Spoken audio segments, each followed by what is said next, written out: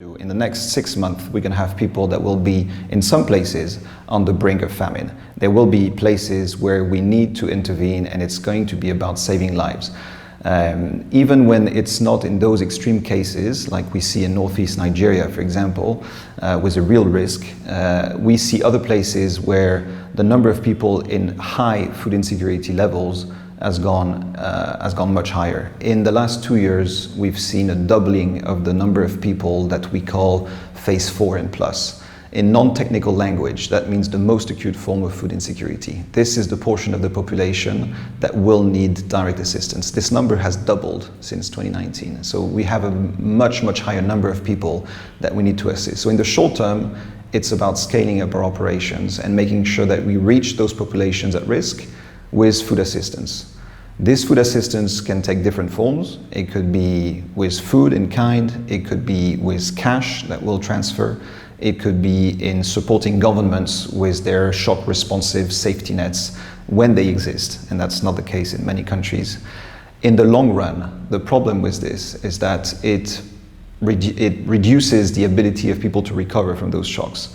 Whatever they will do this year to be able to feed themselves will have a longer term impact. It will further dig the poverty trap in which they could be stuck.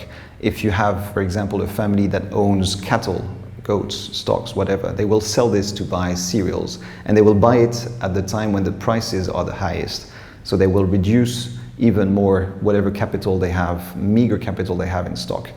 We see this as a very worrying trend because these are the families that are most likely to be stuck in those situations, and we absolutely need to protect the assets they have with this rapid response to make sure that they can go on next year and have enough to resist to the next shocks. I'll just make a point on the longer term impact. Two things. One is that it's very important for us that this saving lives and immediate response is not the only thing we do.